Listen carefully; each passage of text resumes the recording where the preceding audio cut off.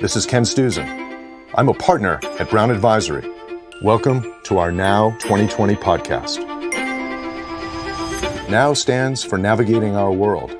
We are simply trying to understand the world better, to navigate some of the most pressing questions that are shaping our lives, our culture, and our investment challenges.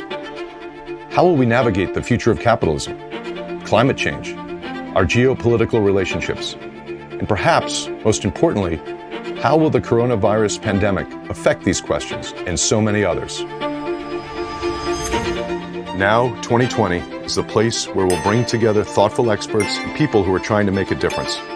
As we look to the future, the one thing we know for sure is that none of us can figure this out on our own. At Brown Advisory, we are focused on raising the future, and we hope these Now conversations will help do just that.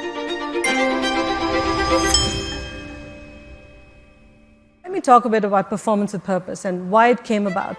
I grew up in the south of India, in a city called Madras, and I grew up in a city where there was no water. At the same time, in the same town, the same city we lived in, I watched large corporations build plants, use a lot of water. Think about this. You can't have a large corporation using excess water in a town where there's no water to eat or drink or live. How do you put a value on economic and social and not only on financial capital? So how do we redefine value? How do we change our economic system to not only reward capital but also reward labor? Business can be successful, profitable, provide meaningful employment for a long time, and also have purpose. And I truly believe the purposeful companies that I write about for the last few years are going to be the companies that are focusing not only on their stakeholders, but they're going to be focusing on the long-term impact on climate change and how it impacts their company. It's such a fascinating question. What is a business for? Who does it exist to serve? As an investor, I've seen a radical shift in the way companies have thought about that question over the years. When I was starting out on my career, it was probably true to say that the majority of companies took a narrow view. They thought that their job was to do right by shareholders. But even when that's what companies were saying, I think a lot of people, including me, believed that there was more to a business than that. This place where we spend so much of our lives, which reflects and shapes our values, which obviously matters to the community around it, as well as the people who work for it. Did it ever really feel right to say that its only role was to serve its shareholders? I'm Stephanie McCormick, a partner at Brown Advisory, and I'm pleased to say that the debate about purpose has moved on a lot.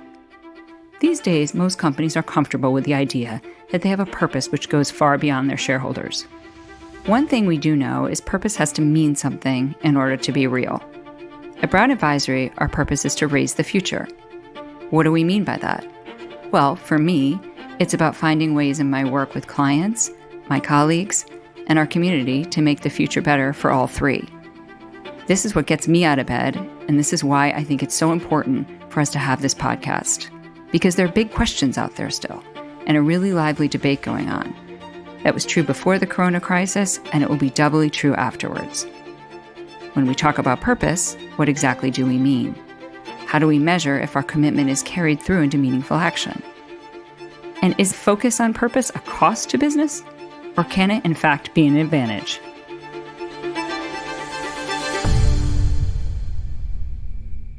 I want to welcome Josh Silverman and Tamara Lundgren to our podcast on purpose, and we appreciate your time and being here today. Tamara, I think it would be interesting to start with you and start with a little background. Most of the listeners probably know Etsy, know what it is, but I'm going to venture a guess that a lot of them don't know about Schnitzer Steel. And the irony that I've learned is that we probably have all interacted much more with Schnitzer Steel's products than we have with Etsy's products. So I'd love to hear more about your company and the work that it does. Who is Schnitzer Steel? We are one of the country's oldest metal recyclers. And what sets us apart from other businesses is that sustainability has been at the core of what we do and how we operate. since our founding in 1906. And it's interesting that you say that people have probably interacted with our products and don't know it. And I think that's right, because I think that metals recycling and steel manufacturing are very misunderstood, and often very misunderstood. What many people don't realize is that steel is the most recycled commodity in the world. There's more steel that is recycled than paper, aluminum, glass, and plastic combined. And unlike things like paper, which can dissipate over time, steel can be recycled indefinitely. So in our very essence, what we do is we turn the old into new. We enable the obsolete to become reusable. And in the process, we ensure a future with less waste, more natural resources, and cleaner air. So, Josh, how does that feel to you? Give us some thoughts on Etsy. Etsy's mission is keeping commerce human. So we're a marketplace where makers meet buyers. We have about 2.7 million people who make things, or curators who find and sell vintage items, and they sell to over 60 million buyers. And if you've got 20 cents and some creativity, you can start a shop in your living room or garage and run a global business. So we think we're probably the easiest and cheapest path to entrepreneurship for people. And in fact, 91% of sellers on Etsy are businesses of one. Most of them say that their Etsy shop is how they first started in business. And so, we think we play a really important role in the ecosystem and allowing people to create small businesses. So, Josh, just sticking with you, purpose. Give us a sense of your purpose statement and how it works with Etsy. Purpose is built into our business model. It is our day job. And that's something that we think is really important and something that we think is very special. So, the primary metric of success for Etsy is how many sales do we generate on the platform? And that's part and parcel with the first pillar of our social impact, which is economic empowerment. So how much economic empowerment did we provide for our sellers? And that lines up perfectly with our business model. Tamara, you are a member of the Business Roundtable, which is an association of 180 leading U.S. CEOs. And just recently, in August of last year, the Business Roundtable issued a statement about the purpose of a corporation and how important that is. Tell me, was it easy to get those CEOs to sign up for that statement? How did that process look behind the scenes? So let me start with some background. Beginning, I think it was in 1978, BRT, Business Roundtable, had periodically issued statements around corporate governance that stated that corporations exist principally to serve their shareholders. And that had been renewed periodically since 1978. And recently, it had become clear that this was really not an accurate reflection of what companies and corporations actually do. And the conversation around companies had become very negative and almost solely focused on financial statistics. And the business community had really lost control of the message about the importance of companies and how vital they are, how vital we are in terms of the part we play in the economy. And when we talk about the vital role we play in the economy, sometimes I think that when we talk about the economy, it's kind of like what Henry Kissinger said about Europe. When I want to speak with Europe, who do I call? When we talk about the economy, what are we actually talking about? And when we speak about the vital role that businesses play in the economy or companies play in the economy, what are we really talking about? And it has a lot of components. It's the vital role we play in creating jobs, like Josh was just saying, creating foundations where entrepreneurs can thrive. It's the vital role we play in helping to establish the dignity of work, which I think is a foundational element of American culture, like freedom and liberty. It's the vital role that businesses play in supporting their employees in other ways, not just compensation and benefits, but in training and education. And it's the vital role we play in our communities. So that the statement that basically had been articulated for so many years wasn't really reflective of what we all did. And while each individual company serves its own purpose, I think that we all share a fundamental commitment to all of our stakeholders. So those include our customers, for whom we have to deliver value, and this is reflective in the statement. It includes our employees, who we have to invest in, our suppliers, our communities, and obviously, of course, our shareholders, for whom we must generate long-term value. And so while a lot of work went into crafting a concise statement, getting the members to sign on was probably the easiest part because it reflected what we do. It wasn't an aspirational goal. These are all people who we have to serve. There is no business if you don't have customers. I'm sure Josh would tell you that as well. There's no business if you don't have employees. There's no business if you don't have a supply chain. It was an interesting process, probably one that should have been taken on many years ago, but it's fundamental to what companies have been about since their generation.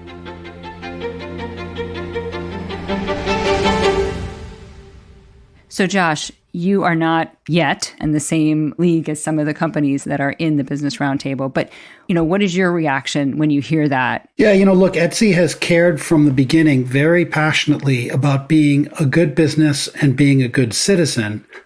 And I guess I'd start by saying that there are actually three pillars to social impact at Etsy. It's economic empowerment, it's diversity and inclusion, and environmental impact.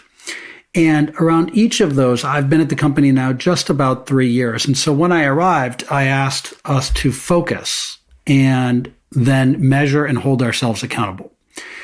And previously, I think we had all good intentions, but kind of if it was something that an employee at Etsy felt was a good idea, they could kind of go pursue it. So we had 1,000 employees going in 1,000 directions. And I think that the cumulative effect of that on the world was maybe not as great as it could be. So by agreeing together that there's three areas that we think we are uniquely positioned, it's economic empowerment for entrepreneurs. We think that we will be better at doing that with a strong focus on diversity and inclusion. And we think we can do that with zero carbon footprint. And so for each of those three goals, we then set a very specific metric. We brought in an outside firm to assure, and we publish an integrated report that allows the public to hold us accountable.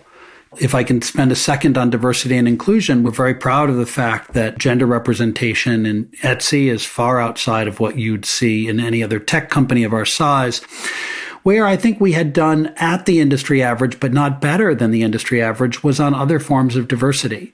So, for example, people from underrepresented minorities. And so we set some very specific goals to make progress there. And last year, we doubled the percentage of new hires that came from underrepresented minorities. So what you measure, you will improve, and particularly if you're going to publish it and let other people inspect it. And the third area is environmental impact. And, we became the first e-commerce company of any scale last year to be entirely carbon neutral. We had been powering our offices and then more recently all of our servers with renewable energy. The part that we were struggling with was shipping, which is really outside of our control because a seller ships a package to a buyer without ever going through, an Etsy facility. But nonetheless, we rolled up our sleeves and said, how can we be innovative about this? And we do carbon offsets now for every single package. It's a combination of protecting forests, subsidizing the development of wind and solar power plants, and then doing some things in the auto parts industry that collectively offset all of the carbon impact from shipping on Etsy. And the best part about it is when we told our buyers that their purchase would not have a negative carbon footprint, sales went up. And in fact, they went up enough to pay for the whole program. So it's a great example of how this doesn't have to be one zero-sum game competition between citizenship and profits. Tamara, the one word that really struck out when Josh was speaking was the idea of measuring. And I know in your industry, you are constantly measuring and calling yourselves accountable for things. Could you talk a little bit about how that works and how you are measuring your impact? Our three core values are sustainability, safety, and integrity. And safety and integrity, I think people understand what that means. But within sustainability, we actually have three components to that, and that is people, planet, and profit. And for us, for people, part of it is obviously making sure we've got a safe working environment. But other aspects of our commitment to people is a commitment to volunteerism. And so we've got metrics around how many hours of paid volunteer time that we are providing to our employees.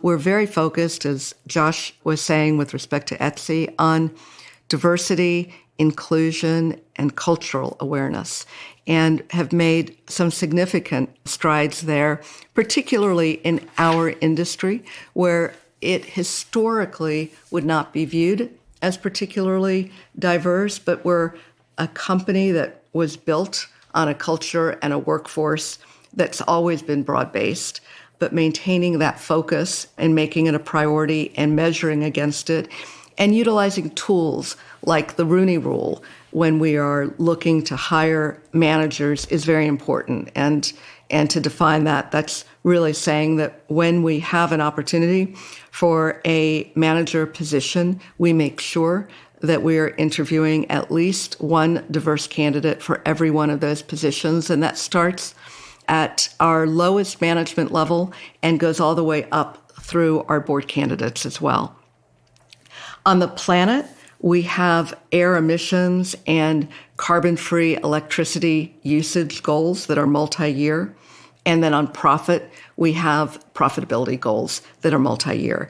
And by disclosing those, measuring those, and making them transparent to our employees as well as to our customers, our suppliers, and our investors, we've also seen more commitment and performance behind it.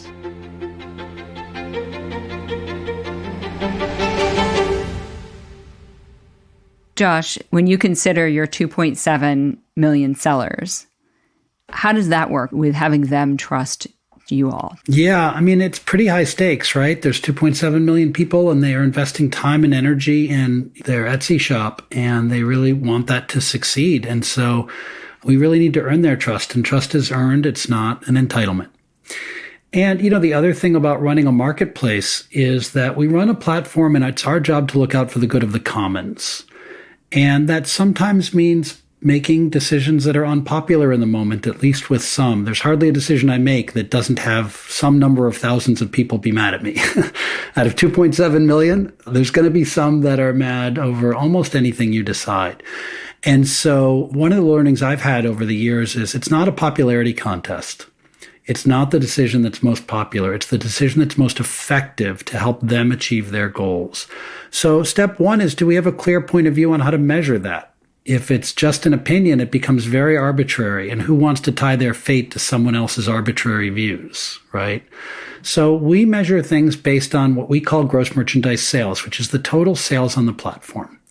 And we make decisions that grow gross merchandise sales. And overall, net, our sellers then will benefit. They will be better off. And I'll give you a couple of examples of things that were unpopular in the moment, but that we believe, we have conviction are good for our sellers. We launched our own payments platform.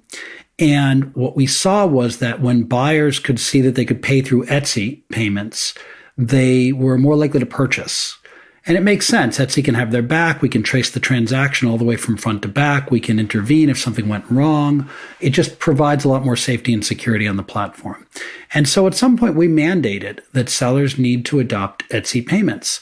And for 3 or 4 weeks, there was quite a lot of uproar. Sellers had already adopted some other solution that they liked and was working well enough. And this was a change for them. It created friction in already very busy lives. And within 4 to 6 weeks, they saw that their sales were actually going up, that it was worth it.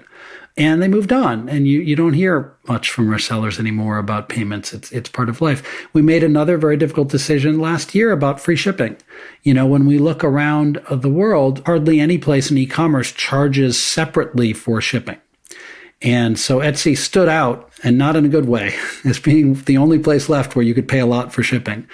And that wasn't serving our sellers. So we really communicated very clearly to them that in order to be prioritized in search, they need to have either free shipping for items over $35 or at least keep the shipping costs reasonable for items under $35. And we're not asking them to lower their profit, just change the way they price. No one has free shipping. There's no such thing as free shipping. There's no magical transportation box, device that transports a box from here to there with no cost. It's simply been a cost of goods sold now that is incorporated into the price of the item. And so educating sellers about those kinds of things is a very important part of our job. And it doesn't always make us popular in the moment. But if they are successful, they will stick with us. And so that's what we hang our hat on, is let's make sure that on the whole, they are successful and more successful every year than they were the last. There was a recent Edelman Trust Barometer report that talked about how businesses are the most respected institutions when they compare with government, media, and NGOs. However, only 58% of respondents trusted businesses to do the right thing. So how do we reconcile that? I mean, Tamara, when you think about your role as CEO, how do you personally try and close that gap and have that trust? It's probably the most important thing that a CEO can do from a leadership perspective, and that's trust with your employees, it's trust with all of your stakeholders, trust in your communities, with your suppliers, trust with your customers. So I think it's very important, and I think it's the same principle is consistent across that whole group, and that is transparency, as you say, and it's communication. That communication has to be two ways. You have to share your vision, your strategy, your way forward, and you have to listen probably 2x for the amount of time that you're communicating outward. I think that sharing goals and providing confidence that there are paths forward to achieve those goals is very important. And investing in people, investing in your employees so that they can grow with you and not be left behind is critical. You can't just be backing them win or tie. You have to stick with them through both the ups and the downs. And I think that is a barometer that you can measure against and assess whether or not you've achieved the level of trust that really takes you to being one of the best operating companies in your sector or in your industry. So if I think about what you just said, it's this idea of the balance to me of creating value for all your different stakeholders, whether it be the public market, which you both are part of, or whether it be your customers or your employees. And, you've mentioned, Josh, in past interviews about this idea of caring about people. And if we think about the situation we're in today, everybody's working from home. You could have, a 2-year-old and a 4-year-old running around, or, 6 dogs, or whatever it might be. Just tell me a little bit about how you're supporting your employees through that. Yeah, I mean, this is such an important moment. And in so many ways, it's a moment when the mission of Etsy really shines through. In a world where the economy is getting really hard hit, our sellers need us now more than ever. And in a world of social distancing, you're going to buy online. And wouldn't you like to buy from another real human being? And our marketplace is extremely adaptable. So, there was suddenly the Centers for Disease Control changed its guidelines and said people should wear fabric face masks. And suddenly we were getting 9 searches per second on Etsy. Millions of searches a day for fabric face masks, which is a product which didn't exist 24 hours before. And within 2 weeks, we had 20,000 sellers making and selling fabric face masks, and we sell hundreds of thousands a day.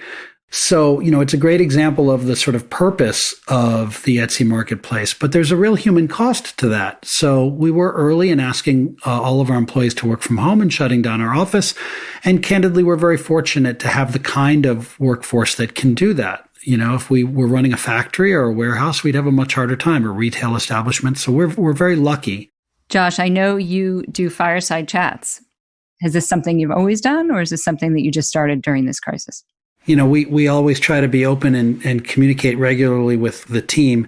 But I think in times like this, keeping lines of communication open is even more important, and staying transparent is even more important.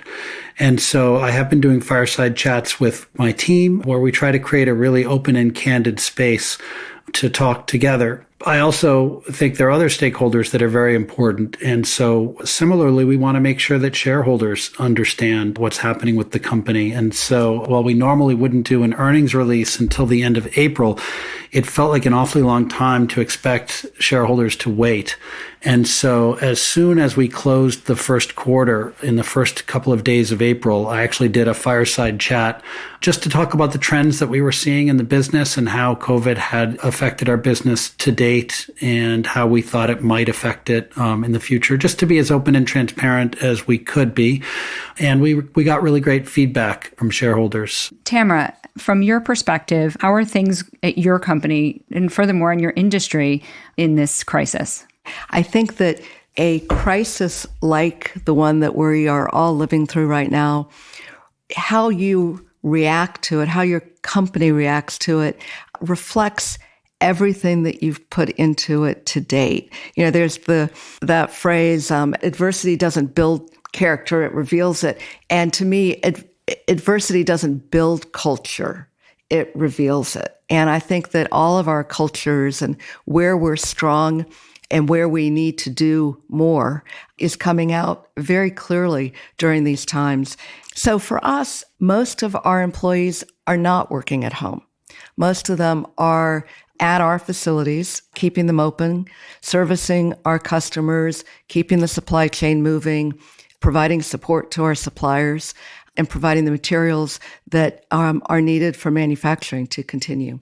So it's been very, very interesting to see the innovative ways that we're addressing the challenges and still maintaining a safe and healthy environment.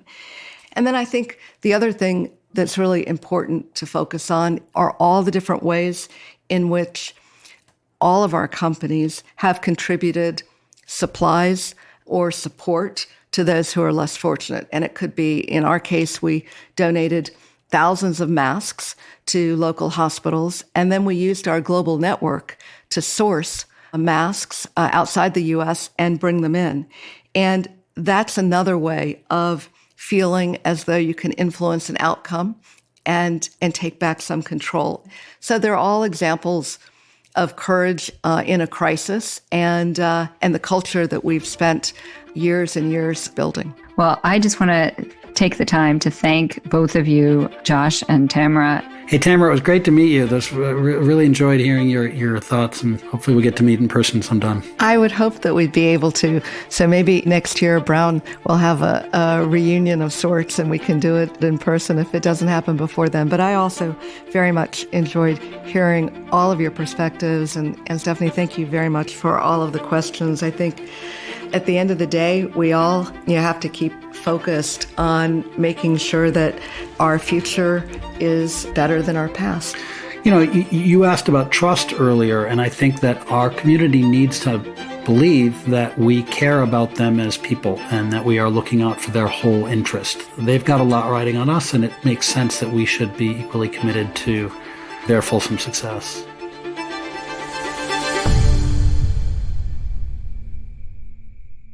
Hello, this is Ken Stuzen.